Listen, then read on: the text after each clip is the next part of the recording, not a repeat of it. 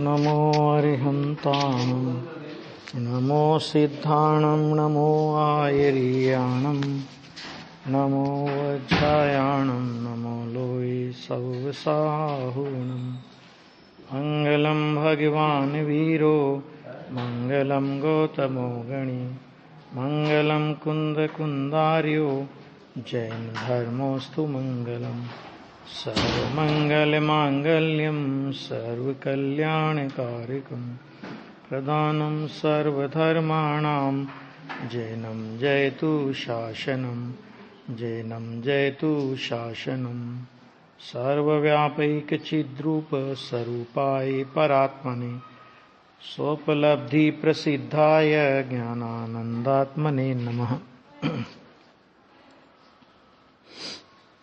अपनी ये प्रवचन सार की 99 नंबर की गाथा चल रही थी और इस 99 नंबर की गाथा में दो बातें हो गई थी। दो बातें कौन कौन सी हो गई थी कि वस्तु समग्रपने द्वारा मैंने अखंडता द्वारा एक होने पर भी विस्तार क्रम की बात आ गई थी ना, कि विस्तार क्रम में प्रवर्तमान सूक्ष्म अंशीय प्रदेश ये सब चर्चा हो गई थी। उसके बाद अपनी कल जो चर्चा चली थी कि देखो ये व्यवस्था, वो चर्चा चल रही थी अपनी, एक उदाहरण अपन ने लिया था कि आत्मा का स्वभाव ज्ञान है और आत्मा का लक्षण है उपयोग। तो उपयोग लक्षण के द्वारा भगवान आत्मा को पहचाना जाता है ना। और उसमें उपयोग लक्षण में ये चर्चा कल हुई थी कि वर्तता लक्षण, उपयोग लक्षण माने क्या कि निगोद से लेकर सिद्ध तक के सभी जीवों में जो लक्षण निर्बाध रूप से पाया जाता है उस लक्षण को उपयोग लक्षण बोलते हैं। और उसमें अपन ने वो थोड़ी चर्चा की थी कि मति ज्ञान, सुत ज्ञान, अवधि ज्ञान, मन परे ज्ञान, केवल ज्ञान, इनमें से मति, शुत, अवधि, मन पर्याय को गौण करो तो मात्र ज्ञान ज्ञान ज्ञान ज्ञान रहता है। और वो जो ज्ञान है वो ज्ञान की एक धारा निरंतर चलती है। भले अब उसमें एक एक समय का भेद करो तो वो कहलाएगी ज्ञान की परिणति या ज्ञान की पर्याय। पर एक एक समय का भेद नहीं खड़ा करें अपन उसमें तो वो निगोद से लेकर सिद्ध दशा तक निरंतर एक परिणति है वो ज्ञान की, खंड नहीं करें उसमें तो एक परिणति है। और उस परिणति के द्वारा प्रति समय वो ज्ञान की परिणति प्रति समय जानन स्वभावी आत्मा को प्रसिद्ध कर ही रही है।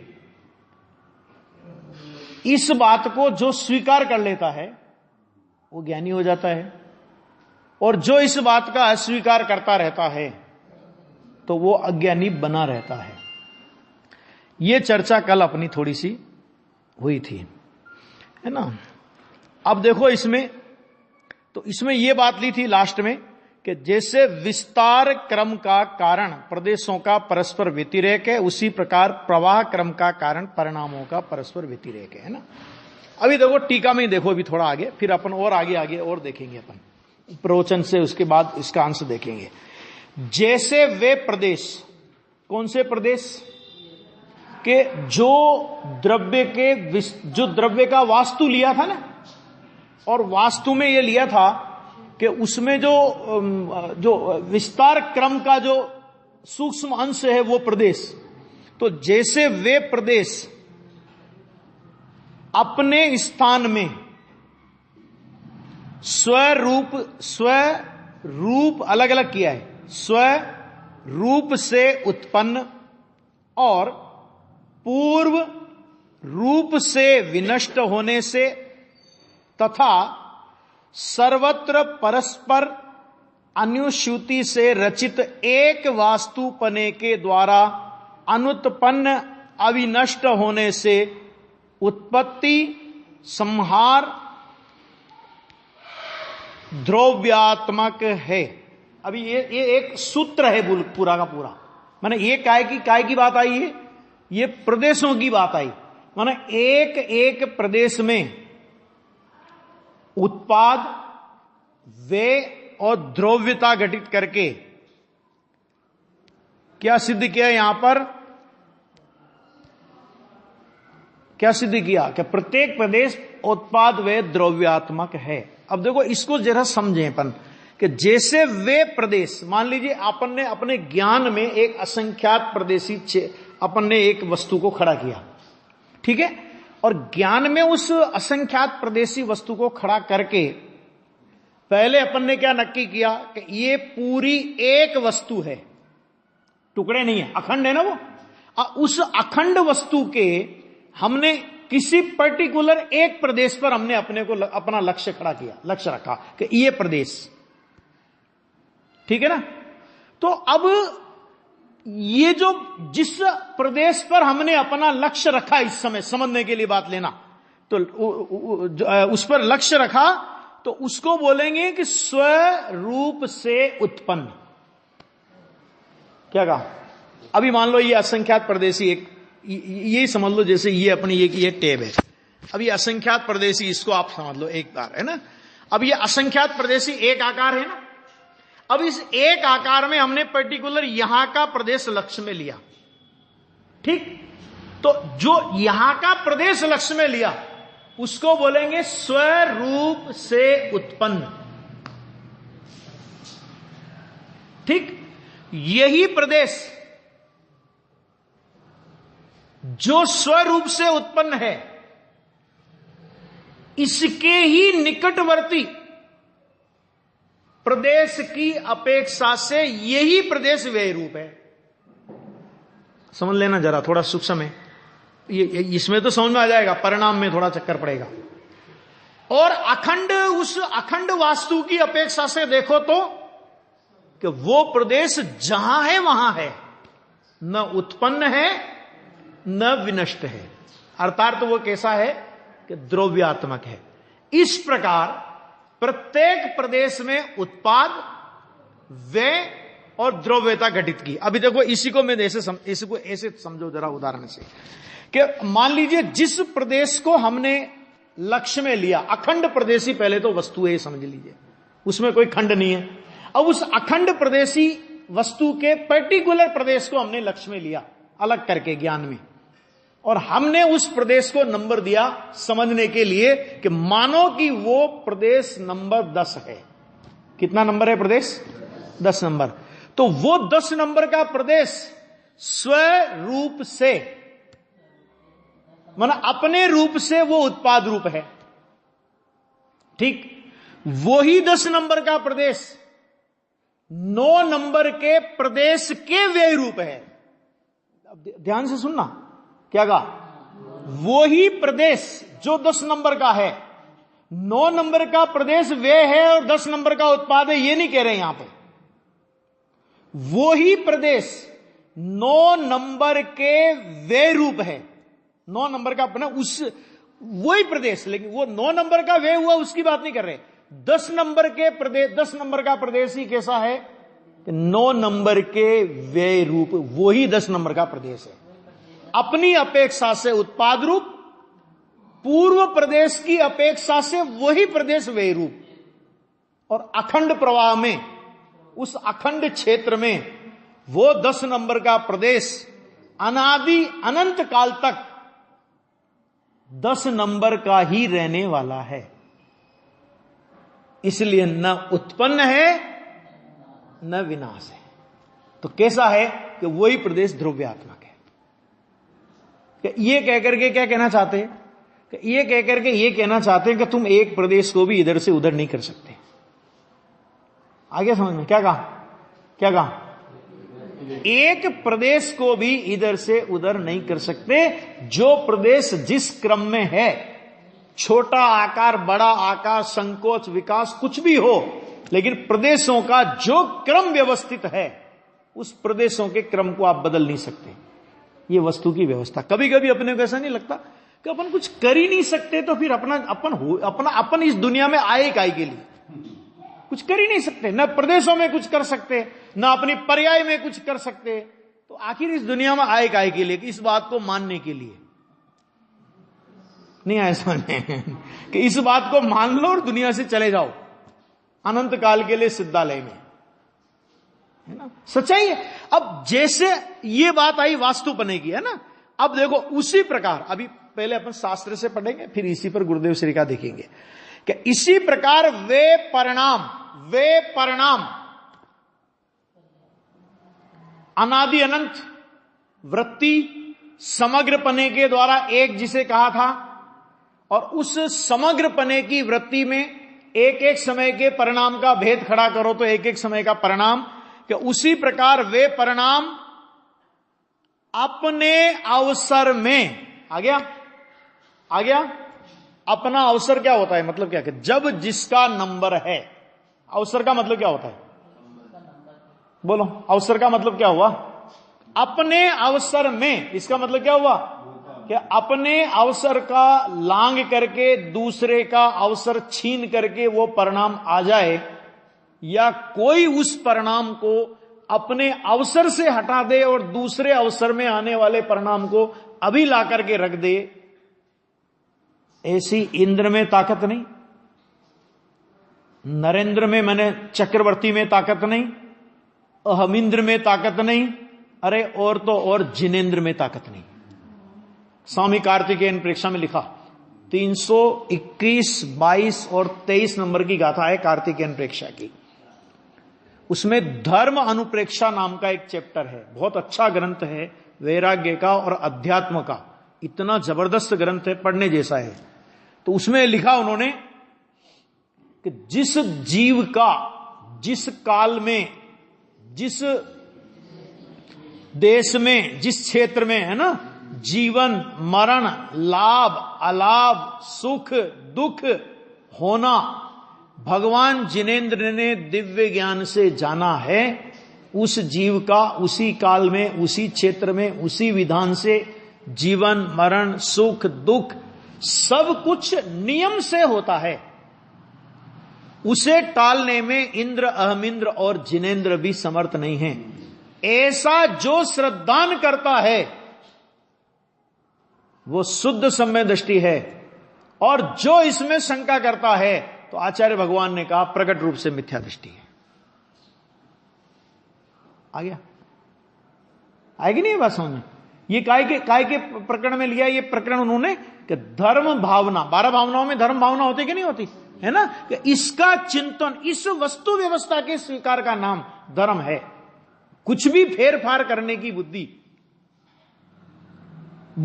कर तो सकता ही नहीं, लेकिन कुछ भी फेरफार करने की बुद्धि से बड़ा अधर्म इस विश्व में कोई दूसरा नहीं हो सकता, है ना? और ये पाप दुनिया को समझ में नहीं आता। सारे पाप दुनिया को समझ में आते हैं। क्या मतलब? कि मैंने इस जीव को बचाया। देखो ध्यान से सुनना, भी जरा कड़क लगेगी बात, लेकिन सुन लेना कि मैंने इस जीव को बचाया, बचाने का परिणाम आया, ध्यान देना, बचाने का परिणाम आया, और वो जीव बचने की योग्यता से बचा, उसकी आयु कर्म शेष थी, अपना परिणाम हुआ, वो बच गया। अज्ञानी को क्या अभिप्राय होता है कि देखो मैंने जीव को बचाया। तो आचार्य कहते हैं कि तूने जीव को बचाने के परिणाम से जो पुण्य बंध किया, मैं इस जीव को बचा सकता हूं या मैंने इस जीव को बचाया है, इस अभिप्राय से उसी समय तूने मिथ्यात्व का महापाप बांधा है। क्यों? क्योंकि आप परद्रव्य की पर्याय को करने की बुद्धि खड़ी हुई वहां पे। और ये मैं नहीं कह रहा हूं, प्रवचन सार में आगे आने वाला है। द्रव्यलिंगी मुनि को सटकाय जीवों का हिंसक कहा है, पढ़ लेना, आगे आएगा, मैं बताऊंगा जब आगे प्रकरण आएगा तो वो उस पर विस्तार से चर्चा करूंगा। क्यों कहा कि द्रव्यलिंगी तो उसे कहते हैं ना, जीवन भर कृत कारित अनुमोदना मन वचन काय से जिसने हिंसा का त्याग किया है। सच्चे द्रव्यलिंगी, मतलब ये भी मिथ्या दृष्टि, लेकिन बाहर में सच्चा द्रव्यलिंगी, उसकी बात कर रहा हूं।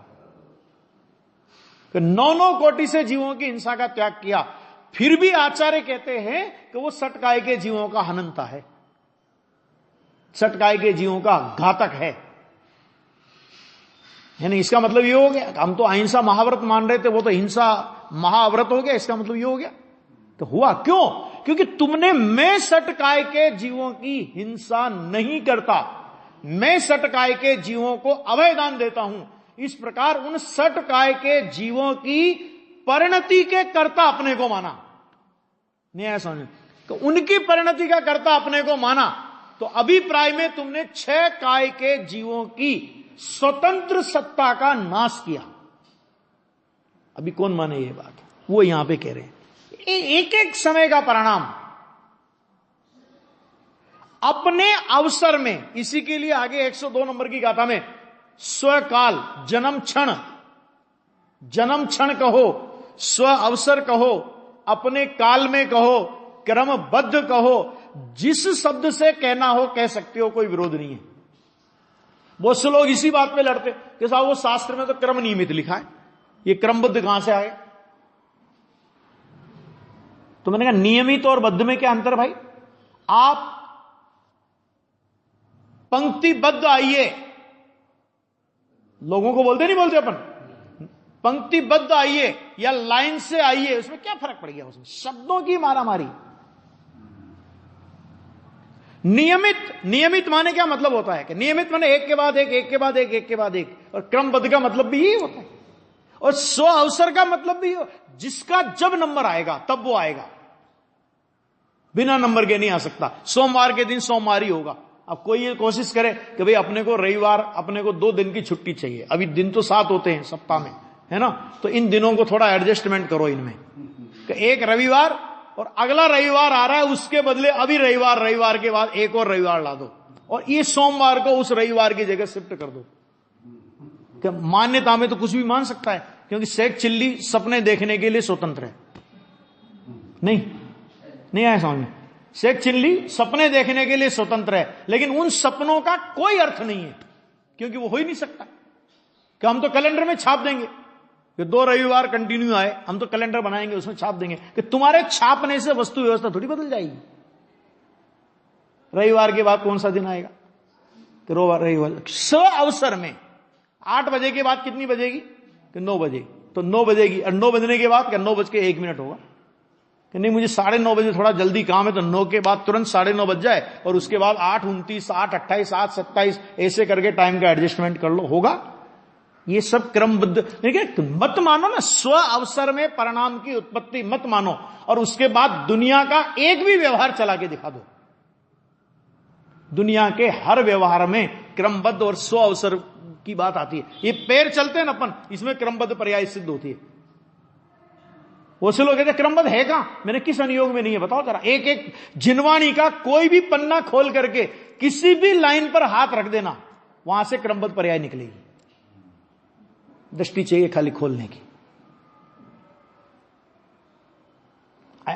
तो अपन चलते हैं तो दायां पैर के बाद कौन सा पैर आएगा? बायां। क्यों? बायां के बाद दाएं उठा लो, फिर उठाओ। ये क्या है?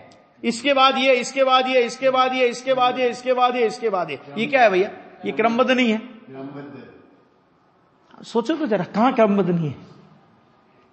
अरे आप रेल पे आप गाड़ी लेकर के चल रहे हो, वहां से क्रमबद्ध पर्याय की सिद्धि हो रही है। बिजोल यहां से उदयपुर निकले अपन, मान लो कितना किलोमीटर है? 225। पहले कितना किलोमीटर आएगा? तो अपने को तो उदयपुर पहुंचना है, तो अपने 225 किलोमीटर दूरी तय करना ना महावीर जी। तो ऐसा करेगा, अपन ये कहेंगे भैया गाड़ी वाले तू 225 किलोमीटर पहले लिया, ये 224 को तू निमटते रहना, हमें तो सीधा 225 पे पहुंचा दिया। क्या होगा कि पहले पहला किलोमीटर, फिर दूसरा, फिर तीसरा, फिर चौथा, ऐसे करके ही जाओगे ना। कहां से नहीं क्रमबद्ध पर्याय सिद्ध हो रही? बताओ तो सही जरा 1 मिनट के लिए। श्वास आएगी और फिर अंदर जाएगी। क्यों? ऐसा नहीं हो सकता कि श्वास आती ही आती रहे, अंदर जाए ही नहीं। या मतलब क्यों ऐसा? ये क्या है? ये नहीं है क्रमबद्ध। श्वास ली जाएगी, फिर श्वास बाहर आएगी, फिर श्वास ली जाएगी, फिर श्वास बाहर आएगी। ये क्या है? दुनिया की हर चीज में से क्रमबद्ध निकलेगी। तो सामान्य सिद्धांत थोड़ी है, महाअपूर्व सिद्धांत है। देखो तो ये लिखा है इन्होंने कि वे इसी प्रकार वे परिणाम अपने अवसर में, ये अपने अवसर में शब्द बहुत वजनी है इसमें। अपने अवसर में अपने अवसर के पहले आप उस परिणाम को ला नहीं सकते। जिस दिन मैंने इंद्रभूति गौतम की बात की थी, एक दिन याद अगर आपको रही हो तो, इंद्रभूति गौतम की बात की थी कि कषाय पहाड़ में वीरसेन स्वामी से प्रश्न किया कि महाराज ये 66 दिन तक केवल ज्ञान हो गया, दिव्य ध्वनि नहीं खिरी, उस इंद्र को भी इंद्र 66 दिन पहले गौतम गणधर को लिया था ना। तो वीरसेन स्वामी ने क्या उत्तर दिया कि स्वकाल लब्धि के बिना इंद्र भी उस समय गौतम को उपस्थित करने में असमर्थ था। क्यों? क्योंकि उस गौतम गणधर के श्रद्धा गुण की पर्यायों का प्रवाह 66 दिन बाद सम्यक रूप होना था, उसके पहले गृहीत मिथ्यात्व रूप रहना था। और इंद्र को भी उसी समय, उसकी अवधि ज्ञान की पर्याय भी उसी समय गणधर का खोज करने के लिए लगने की योग्यता उसमें थी, स्व अवसर में। अगर एक देखो, एक बहुत अच्छा कार्तिकेयन प्रेक्षा पर ही गुरुदेव श्री का एक बहुत मार्मिक प्रवचन है, जिसमें उन्होंने एक बहुत अच्छा स्पष्टीकरण, इसी 321, 22, 23 इन गाथाओं का जो प्रवचन है ना, उस प्रवचन का नाम है अनंत पुरुषार्थ। तो उसमें उन्होंने एक बहुत बढ़िया कि स्व अवसर से पहले परिणामों को लाने का नाम पुरुषार्थ नहीं है। स्व अवसर में परिणाम होगा, ये श्रद्धा करके परिणामों में उलट फेर करने की बुद्धि मिट जावे, इसका नाम पुरुषार्थ है। और हम किसको पुरुषार्थ मानते हैं? हम तो उलट फेर का नाम पुरुषार्थ मानते हैं। हाँ, और कर नहीं सकते, विकल्प कर रहे हैं केवल, क्योंकि स्व अवसर, क्योंकि स्व अवसर के पहले वो असत है, वो उसी समय व्यक्त होगा। व्यक्त और अव्यक्त की परिभाषा के हिसाब से देखो तो हर परिणाम अपने अवसर में व्यक्त होगा। व्यक्तता की अपेक्षा से उत्पत्ति है ना, बाकी अगर परिणाम प्रवाह की अपेक्षा से देखो तो हर परिणाम अपने क्रम में जमा है। नहीं होता?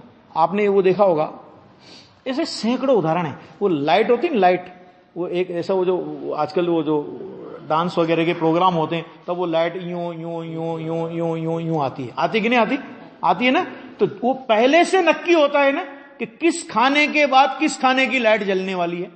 अलग अलग खाने होते हैं ना उसमें, इसमें लाल लाइट, इसमें नीली लाइट, इसमें हरी लाइट, इसमें पीली लाइट, इसमें फलानी लाइट, इसमें ये लाइट। वो ऑटोमेटिक सिस्टम होता है, और आपको कुछ किए बिना ऑटोमेटिक वो सारी सिस्टम सब चलता है कि नहीं चलता है? कौन करे उसे? सोच लो, कहीं से भी निकालो, क्रमबद्ध पर्याय निकलेगी। इसलिए कहा कि वे परिणाम अपने अवसर में कैसे हैं? स्व रूप से उत्पन्न और पूर्व रूप से विनष्ट होने से, पूर्व रूप से विनष्ट वे परिणाम, इसमें भी वही जो अभी अपन ने चर्चा की कि माना कि पूरा का पूरा जो समग्र वृत्ति समुदाय है, जिसको अपन ने क्या कहा था, अखंड एक वृत्ति, और उसमें एक एक समय का परिणाम, वो हुआ परिणाम। भेद किया तो वो हुआ परिणाम। अब माना कि उस समग्र वृत्ति में, कालापेक्षित प्रवाह में, हमने किसी एक परिणाम को विषय बनाया, और उस परिणाम का नंबर, ऐसे तो नंबर होता नहीं है, लेकिन समझने के लिए अपन ने लिया कि ये परिणाम नंबर 15 है। ठीक? तो 15 नंबर का वो परिणाम स्व अवसर में, वे परिणाम अपने अवसर में स्वरूप से उत्पन्न, वो 15 नंबर का परिणाम अपने अवसर में स्वरूप से उत्पन्न कहलाएगा। और पूर्व रूप से विनष्ट, कौन परिणाम? कि वही 15 नंबर का परिणाम पूर्व रूप से, पूर्व परिणाम की अपेक्षा से यही परिणाम को वे कहेंगे। मतलब क्या? कि ये परिणाम 14 नंबर के वे रूप है। अर्थात कौन सा परिणाम 14 नंबर के वे रूप है? कि 15 नंबर का। 15 नंबर का परिणाम 15 नंबर के परिणाम की अपेक्षा से उत्पाद रूप है, और सर्वत्र परस्पर अनुस्यूति से रचित, एक प्रवाह पने के द्वारा, मानो उस अनादि अनंत परिणमन धारा, अनादि अनंत परिणमन धारा में, जिसको क्या कहा था, शब्द याद रखेंगे, जिसको क्या कहा था, वृत्ति समग्र पने के द्वारा एक होने पर भी प्रवाह क्रम में प्रवर्तमान।